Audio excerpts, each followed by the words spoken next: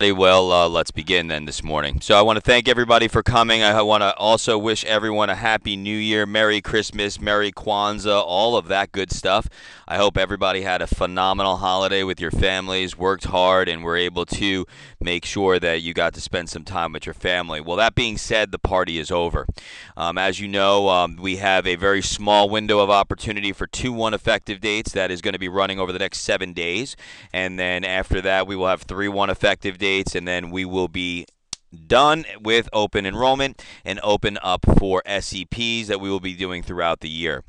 So what I want to talk a little bit about today is making sure everybody realizes the urgency. I know that you are all of our team leaders that are in our program working with Florida Blue. You understand the urgency that we have to get business written when we talk about different levels that are available, your commissions, your agents' commissions, where you're going to be, how are you going to be putting food on the table and keep everybody very successful with Florida Blue. You really have to take full advantage of the next 7 days to get really focused on those 2-1 effective dates. What we've been seeing is that the level of urgency that you're getting from the insureds and from the public is just not out there. So we have to build that urgency. We have to make sure that we're delivering the correct message. We have to make sure that all of the people are hearing us loud and clear, that they're really you need to get back to basics. So in your presentation, when you're talking to the folks that you're dealing with, you really have to kind of take a deep breath. You have to get rid of all of the negativity that have come out between, what's going on with billing and all of the commissions and all of that other stuff. And you've got to put on your happy face, put on your sales hat, and make sure that everything is butterflies and roses. And what you have to do at this point is sell the Blue Cross story. Remember, you are able to enroll anyone who are already enrolled in another plan. So don't be afraid if you get somebody on the phone and they said, I've already made a decision, I bought United Healthcare. Make sure that they just understand that there are some hurdles and challenges with United Healthcare, using them as an example. They are new to the market this year. Make sure that they know that it is an HMO, gatekeeper program, that they are going to have to get referrals, that they chose not to be here last year and just came in this year. You're going to hear lots of negativity. People are out there, why do I want to get involved with Florida Blue? All as I hear is that they have problems. Well, absolutely we're going to have problems. That is a given. Anyone who enrolls over 300,000 people, and in the first open enrollment section that we had for 1-1 effective dates, over 82,000 people were enrolled. There are going to be some issues. Not everybody's going to be happy. And because of that, because of some of those hurdles, there is some negative attitude out there towards some of the Florida Blue programs, and we just have to deal with that and move forward. It's not the end of the world. Not everyone has always liked Florida Blue. There used to be people that got declined for medical underwriting. They didn't like us. They thought that we were the devil. Now there are people out there who aren't paying attention. They're not opening their mail. They're not reading their mail. They're not communicating with their agent, or all those kind of things. And those people are also having a negative experience. If we send you a piece of mail and you don't open it for 2 weeks, and then you open it and it says, oh, we're going to bill you, and then you are surprised when you get billed, you cannot be mad at you, the agent. You cannot be mad at the carrier. Now, there are other areas that we have fell very short on, and we're going to discuss those towards the end of the call today. But what we really need to realize is, again, short window of opportunity, huge opportunity nonetheless, still many, many people uninsured, many people who did not select the correct plan. There are people who have migrated away from some of the biggest carriers. Of all the carriers that are out there in the marketplace, we have stayed very stable from last year with a small increase in the first elective effective date. Humana has lost membership. Bravo to them. Thank you. United has gained, but only a small gain. They did not do the large number of policies that they were anticipating they were going to do. Assurant, did a very small amount of business, not very large. But ourselves, Coventry did very well. And some of these small carriers in these micro counties that they dealt with, only in 1 or 2 counties, did well as well. So that being said, you still have to tell the story. You still have to tell the Florida Blue story. So what separates us from United, or what separates us from those other carriers? Zero deductible, network flexibility, and the condition care programs, just 3 of the main reasons why your clients are going to want your product over some of these competition. Especially when we talk about the condition care program, and so many people are being treated for high blood pressure, cholesterol, diabetes, asthma, mental or nervous disorders. All those people that are taking those medications are not going to get the same favorable treatment that they get with Blue Cross. And you have to get the opportunity to tell that story. So don't be afraid to put on your little sales hat and make sure that you're telling that story when someone says, I'm all taken care of. When someone tells you that, things are good, I'm fine. But don't be afraid to push it a little bit, because as the window closes, we have to think about next year. We have to think about the years to come. Now, I don't have my crystal ball. If I did, I don't know if I'd be on the call today. I'd be probably picking lotto numbers. But when we're looking at what's going to happen next year and the year after, we need to do a good job with the relationship. We need to do a good job with gaining a large number of clients for ourselves, because the window next year is going to be significantly smaller. If you can imagine, this year we've got 3 cycles of opportunity, call it 1-1, 2-1, and 3-1 effective dates. As we look to the future, we look to next year, we are only going to have 1 effective date that's going to be available next year. Next year when we do this, right now the government has it starting on November the 15th and ending on December the 15th. So a whopping 60 days for us to write as much business as we've written in a 90-day window or more. So it becomes very difficult. Yes, you get your holiday back. You can spend time with your family on Christmas and New Year's, but we also have to make sure that we are being efficient and effective at doing business, because next year is going to be even a smaller window of opportunity. As we go through the summer and as we get more details about that, we'll have major discussions collectively as a team to see what the best ways to accomplish and wrap your arms around this big gorilla that we're going to have next year. Because with the alignment of Medicare as well as under 65, and with us having to focus on what's going on, and maybe just segmenting the teams and thinking about that, and who's better at Medicare and who's better at the Affordable Care Act, or just different ways of composing strategies, we'll discuss together, and we'll work through that. I don't think it's the end of the world. I think it's going to just be a lot more work in a short window of time. So instead of working 16 hours a day for 90 days or more, you'll be working 16 or maybe 20 hours a day. No sleep whatsoever. Lots of Red Bull, lots of 5-hour energy, but for a short amount of time. So with that, we've heard a lot of different things on the phone when we're talking to people. I have to say that with all of the things that are going on with renewals and payments and escalated issues, the word that I used in the office is that it is eerily quiet. And when I say eerily quiet, I mean we have a lot of folks that have had a negative impact on their bill. We've had a lot of folks who have had a negative impact on their renewal. And what I want to do now is I want to identify what some of those areas are that need to be of a concern. I want to make sure that everybody's comfortable with the processes for fixing these issues and making sure that we can resolve them for our clients. Okay? So let's talk a little bit about what has happened with guidance that was given from Florida Blue, what has happened and gone into practical application, and what we're dealing with as Blue Cross Blue Shield agents. So the first thing is going to be, I want to talk a little bit about passive renewals. Now, when we have done people that have done passive renewals, and these are the people that did absolutely nothing.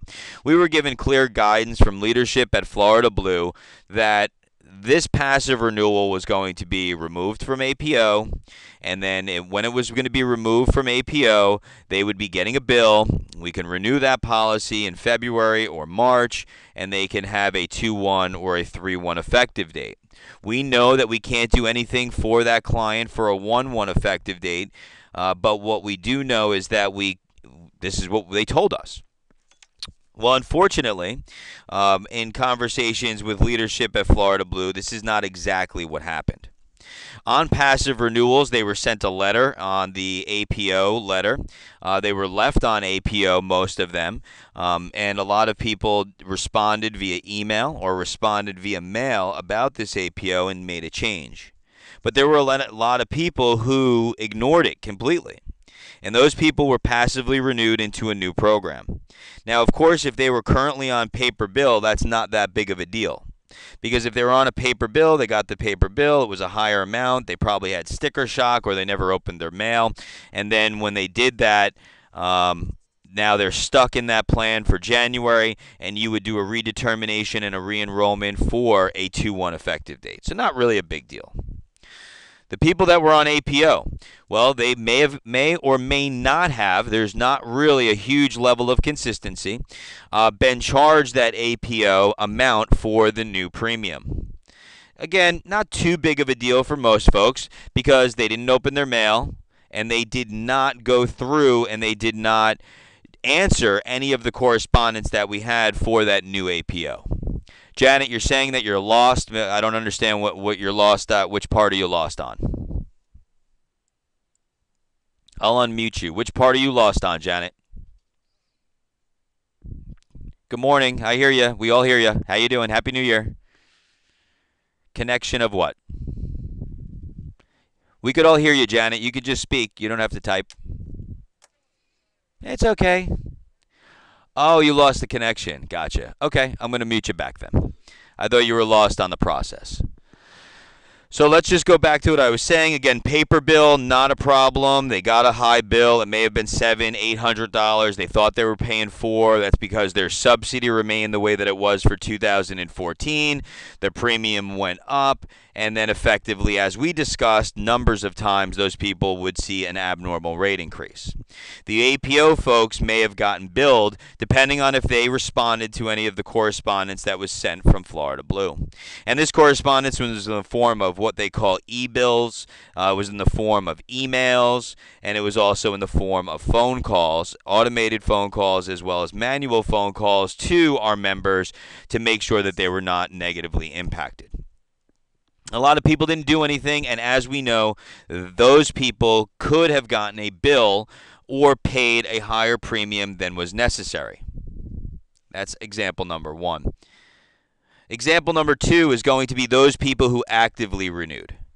Now, the actively renewed people, the issue has come up that was not identified by anyone until very late last week. Well, right before the first of the year. Shall we call it 2 days before the drafts were going to come through. Active renewals, what had happened was when you looked up that application, so let me just take you through it a little bit here so that way you can see visually what I'm talking about. And hopefully I didn't just fat finger my password. See if I've had enough coffee this morning. Apparently I have. If and when I came into my Blue Cross site and I was doing an active renewal, I came through the direct enrollment. I then went to the marketplace. As long as I, as an agent, looked up the application, okay, I went in here, and as long as when I followed this process, I utilized this lookup tool on the left-hand side, and I looked up my application for my client, okay, using here, find an application. As long as I found that application for 2014 as an active renewal, I should not have any issues. If I was unable to identify the 2014 subsidy ID that they were enrolled in, or, for example, I looked up and I had 6 applications for 2014, and I wasn't sure which one to use, so I picked one, and that's the one I used. Or I did not even look up the 2014 application, and I started a new one, and we knew that they were enrolled in 2014, those people are and may have a problem. And when I say they may have a problem, they may end up with 2 policies. Now, when I say that they may end up with 2 policies, I mean exactly that. The government is looking at the subsidy identification number as a social security number or as a unique identifier. So if Reggie had enrolled in a plan for 2014. She called Mark Carbellano. Mark Carbellano gets on the phone. Reggie, no problem. We look up your application. We can't find it. Let's start a new one and let's get you enrolled. No problem. I do the application. I end up back in Blue Cross. I finish the enrollment. She's enrolled. She is going to end up with 2 policies. She's going to end up with a 2014 policy that is going to passively renew because in the eyes of the marketplace, she didn't do anything with that policy. The 2015 policy will either A, get a bill if she did not supply a payment, but as we were instructed, if she wasn't moving to a different carrier, in other words, I wasn't moving from Blue Options to Blue Select, I didn't need to collect a premium. Otherwise, I did. Then, if I collected that premium or that binder payment, Miss Reggie is going to get billed for the 2015 application, and her APO is going to passively renew for the 2014, and she will end up with 2 policies. Now, I remember clearly identifying and telling everybody if you took someone from a different carrier, such as Humana, or such as Coventry, and now they're coming back to Blue, if that was the case, then I had advised you to call Humana or call their carrier and remove them from APO. I did not think that it was necessary for me to give you that same advice if they were doing an internal policy. However, that would have been my mistake. But even leadership at Florida Blue did not identify that this issue was going to come up. So what they have been able to do is pick out about 8,000 members that were affected like this, and they have been able to stop that secondary draft. They have been able to do outreach to those folks and make sure that they are in the right policy. And we have been able to credit some of those people for double drafts. So they're going through this on the back end. Now, in one respect, this is maybe causing other additional problems, but at least we're trying to rectify the issue. Now, before I go through the resolution on this issue, I want to tell you why this happened. Because many of you are saying right now, as I said when I first heard this, well, what else can Blue Cross screw up, right? Well, I'm working so hard to write this business, and it just seems around every corner they're just giving it to me. And I understand because I'm in that boat too. And sometimes knowing the reason makes it feel a little bit better, I guess. But the way that it works with the marketplace and the way that it works on the Federal Exchange, which we are knee-deep involved in, is that it is completely legal for a person to have 2 or 3 policies. There's no law that says they cannot have 2 policies. So I could have 2 exchange policies. I can't be getting a subsidy on both of them, but I could technically be getting and have 2 policies. Now, that comes down the pipe from CMS because you can't be thrown off of the policy for any reason unless you elect it. So the attorneys at Florida Blue and the guidance that was given from CMS is that Blue Cross cannot just cancel these policies. And I thought that that was a bunch of hogwash because if Reggie comes to me and says, I want a new policy, I need to renew it, why would she want to keep the old one? Well, the attorneys at Florida Blue said, no, we need clear, definitive answers that they want to terminate their 2014 policy. And that's how this whole thing is happening. Under guidance of, Blue Cross and what CMS is saying, they're telling, they have their own views. And because there's so many fingers pointing a direction and how to do things here, that's where the errors come in. That's where people have a negative sales experience. But just know that this holds true for all of the carriers that are out there. So if they were switching from Humana to Blue Cross, their Humana will still continue to be billed if they had this same type of renewal process. So we advise them to call Humana and cancel their APO. We didn't advise them to call Blue Cross if they stayed within Blue to cancel their APO. And that becomes the problem. Okay? Bill's making a comment, why wouldn't the government do it like Medicare and the last application is the one that goes into effect? Bill, I think that it's a learning process. I think that you're going to see more of that happen throughout the year. But I'll give you another example of the problem that we have at hand here. Well, the government is so involved in this, unlike Medicare, as they're so involved with. They're not as involved. We got a file from the government on December the 20th. Let me pull my notes up. Not personally me, but Blue Cross, with 9,000 people that they forgot to send to Blue Cross that made an active renewal that they just never sent to Blue Cross. So we have no idea that these people did an active renewal. We had no clue.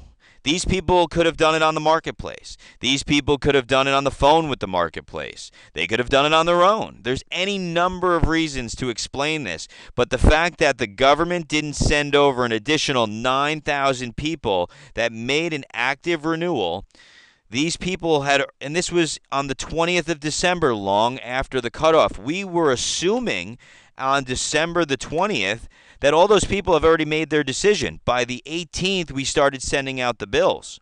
And on the 18th and 19th, when we said thank you for your renewal or here's your new bill, then lo and behold, we get a file from the government a day or two later. Surprise, these people actually renewed. I'm not going to lay all of the blame on Blue Cross. The government has to take some of the blame on this because the way that they are facilitating a data exchange is laughable. I would be better off walking across the state and handing somebody a book by the time they got this stuff done. So to me, it's no blame is going to be taken by the government. If you call the marketplace, they're never going to hold any blame to it. They're never going to admit to any issues. But we know what the real deal is, so at least that way you can migrate these conversations. But again, these conversations are eerily quiet. I'm not getting a lot of these conversations. Our phone are not, blowing up off the hook with the issues that we thought we were going to be having.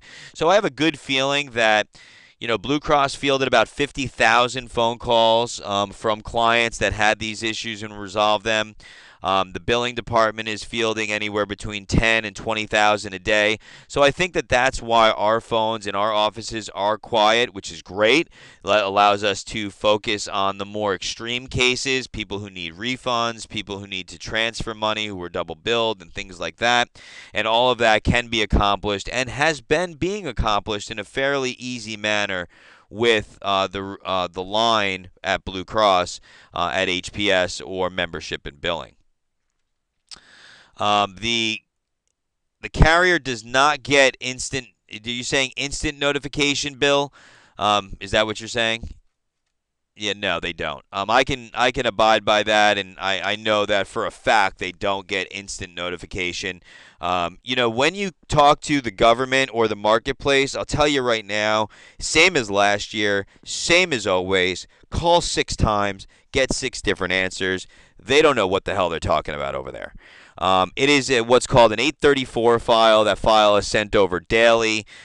So when they send that file over, that 834 file has both the enrollments, disenrollments, and then they have a secondary file during AEP, which is called a switcher file that's sent over daily as well.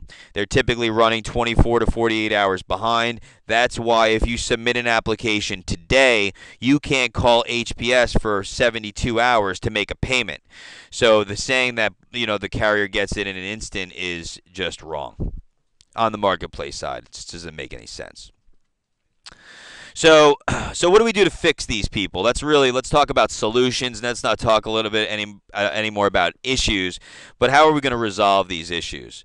There are going to be a couple of ways that we can resolve these issues. The first way that we're obviously going to do is we have to make sure that those policies that were passively renewed, or those folks who end up with 2 policies, canceled the first policy, and they need to do this quickly. And the reason that they need to do it quickly, because if they wait any longer to cancel the secondary policy, if it's on APO, they're going to get billed a second month. I know. It's crazy. So if Mark Carbellano did a passive renewal, I did an active renewal with my agent Reggie, I end up with 2 policies, I don't realize it.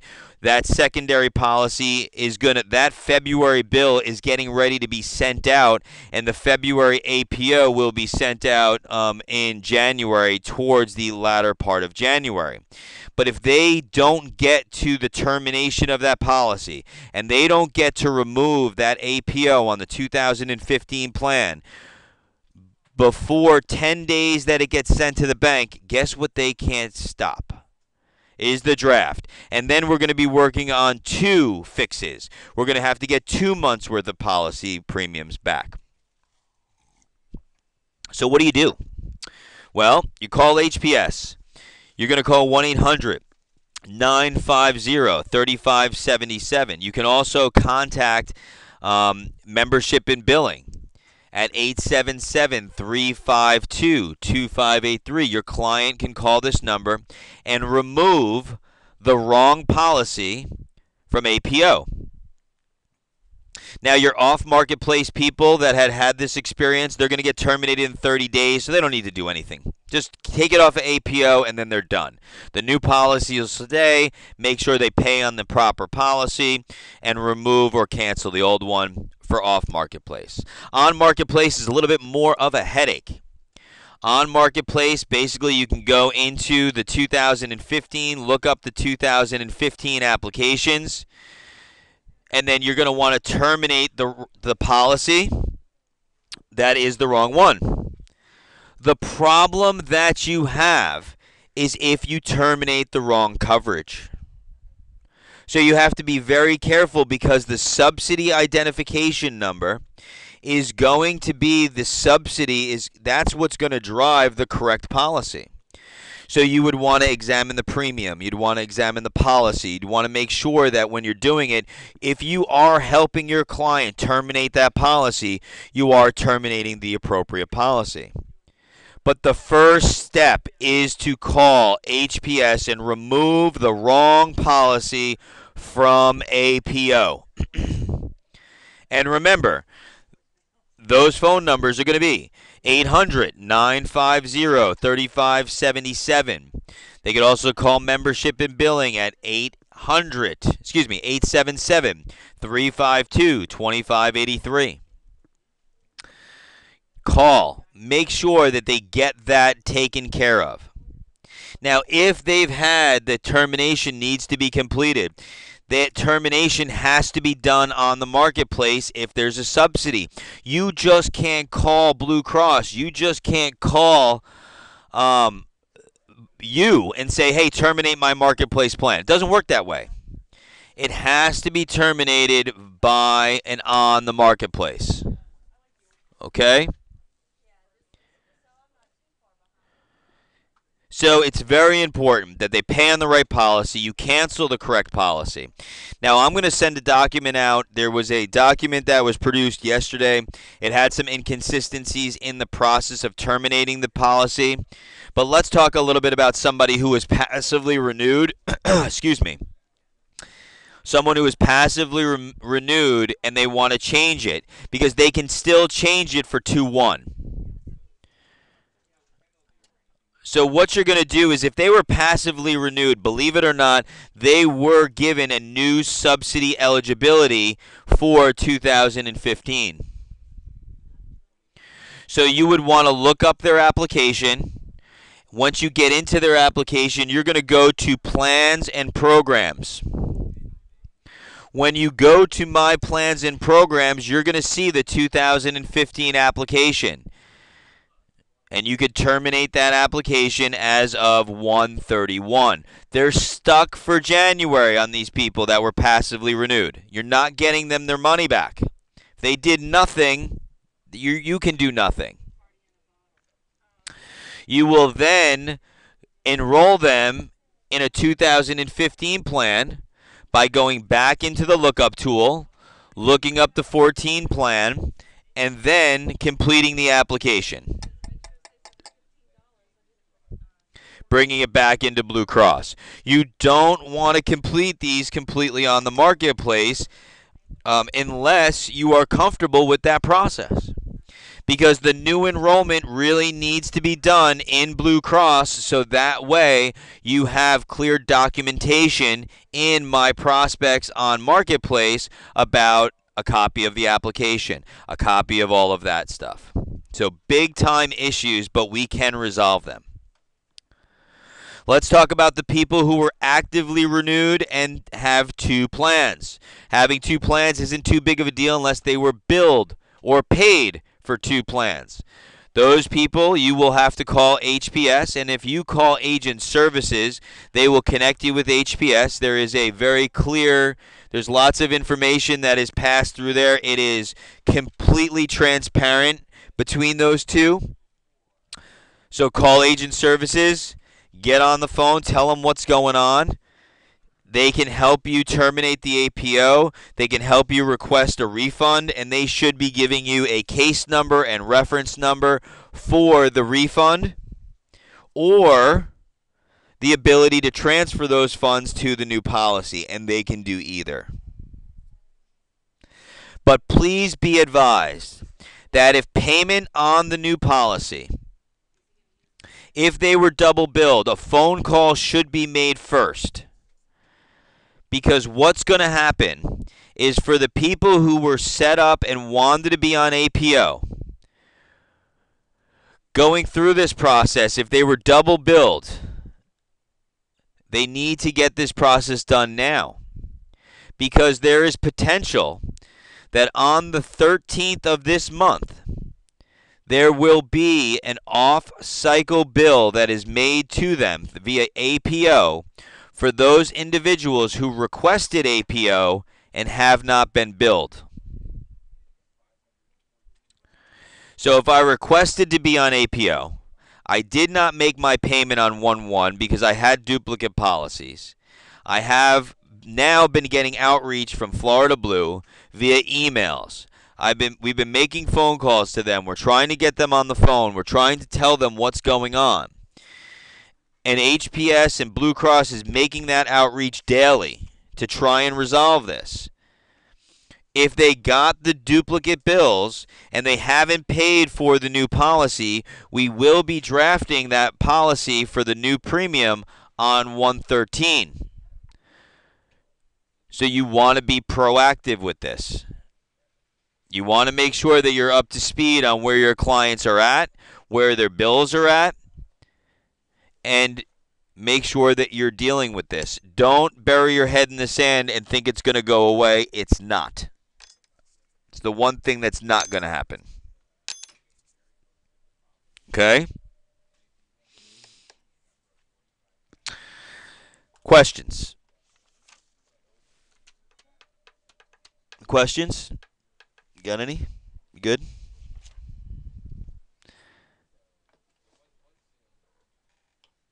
Okay, no questions.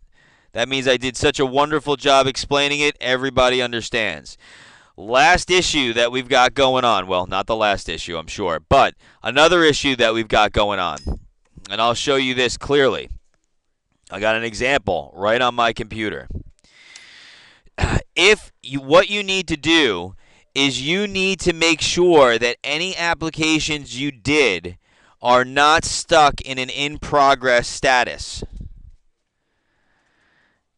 Bill, if you have additional questions after you absorb some of this information, you could always give Giggy or myself a call and we can go through it with you again as well. What has happened is that we've also identified, lucky us, that you may have submitted applications and you have a copy of that application. However, when you go back into IST, guess what? It shows in progress. So this application that you're seeing right here has been submitted twice. I have a copy of the PDF application showing that it's submitted. However, in my IST, it shows in progress. Well, guess who doesn't have that application? Florida Blue.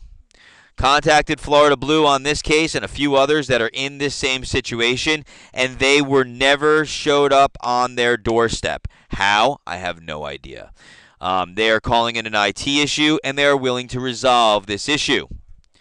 And they will give the client the effective date that they suggest that they want. So when we do that, when you look at this application, I would advise all of you to go into your IST, both off marketplace and your My Prospects, and make sure that you don't have any that are in progress unless they're supposed to be. Like this particular person, he didn't want to be submitted. I was doing a test case with him. We were trying to resolve some issues. But if this person was supposed to be submitted, guess what? He's not. And to make matters worse, if I click submit now, he's going to get a 2/1 effective date. So you need to submit this application, contact Blue Cross, they will open up a ticket, and they will give him a 1/1 effective date because his eligibility results that are tied to this particular case are showing a 1/1 effective date. So again, go into IST today as soon as you can. Find all of your applications that are in My Progress or in progress and make sure that they are truly supposed to be in progress and you are not having an expectation that they are enrolled. Because if it says in progress, they're not. And I can tell you firsthand, I've submitted a few of these 2 and 3 times and they're still not in Blue Cross's hands. I had to send them a PDF showing that it was complete. Very strange. So they're trying to resolve it. I think that the IT people at Florida Blue need a little talking to. Now also, in that same area is when we talk about Medicare supplements. Medicare supplements for someone who's turning 65 are still not eligible to be done online. Stupidest thing ever. So if you want the rates, you're going to have to get the rates in the rate sheets. You can get them in your sales and enrollment materials. You can get the rate sheets there. But if that person, they are 65, it has to be a paper application. If they're over 65, you're okay. But if they're trying to go through, they are also going to be paper applications. Rates are going to be wrong. You can't do it online. It's stupid. The number on the back of a card for Blue Cross is 800, not 877. Both numbers work for, I think, 877. Yep, 877. Membership and billing, 877-352-2583. There's 2 different numbers, Mr. Brown. Okay, the number that we have on our sheets, that's what we use. But on the back of the card, I think they've installed the 800 as well. Both will work. So, some technical issues, nothing crazy that we can't handle. Again, there are a lot of concerns with billing and renewals. Most of the negatively impacted people are going to be people that actively renewed. And the passively renewed people. Just to kind of go over it once again, passively renewed people who got an abnormally large bill, nothing that you can do for a 1/1 effective date. Their changes will go in force on 2/1. If they have a overage in the amount of money that they've paid for their insurance for 2015, that will be rectified on their taxes at the end of the year. So that's not a problem. It's not like they're losing out on that. They are still going to get that money. Okay? Okay, one last time. If you are trying to submit an application, question coming, can you go over the 65 Medicare application issue? The only thing that you're not clear on is you can't do it online. So if I wanted to submit my application online through IST, through my enrollment tools here, if I'm processing an application, I go to Medicare, create a proposal. The rates, if I'm turning 65, are going to be the wrong rates. They're going to show you an under 65 rate. So that's incorrect. So in order to process that correctly, it must be done paper application, sent to Blue Cross in a blue envelope with the appropriate tracking. All right. Alrighty then. All right, couple questions came in. Can you please explain how commissions are paid? When does the renewal commission start, and is it paid indefinitely? I can explain some of how the commissions are paid to the best of my abilities. Any other detailed questions would have to go to Gigi. Commissions are paid after the effective date. So if I have a 1/1 effective date, then those commissions will be paid on the January statement, which comes at the end of January. Those commissions are renewal commissions are paid on the 13th month and paid indefinitely. If there is a plan change, there is no chargeback on that plan. For the first year, what they will do is they will change the renewal commission. So if I purchased a platinum plan in October, and then during my open enrollment, I switched to a silver plan. You were the writing agent. You do the renewal. You will keep your platinum commission. Upon the renewal of that policy, it will drop down, and the renewal will align with the silver policy. So you're good for year one. There won't be any chargeback on that or portion of chargeback as we've been defined by leadership at Florida Blue.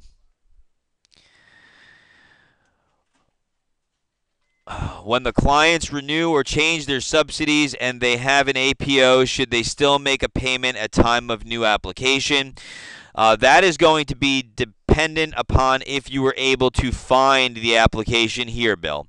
As long as you were able to find the application here and you're doing the new renewal, you should have no issues. And then follow the rules that we've talked about, where if they're staying in Blue Options, it's not necessary. If they're staying in Blue Select, it's not necessary. However, if they're switching from Blue Select or Blue Options to Blue Care, then it would be necessary. If you follow those same rules, as long as you found it here, you're good.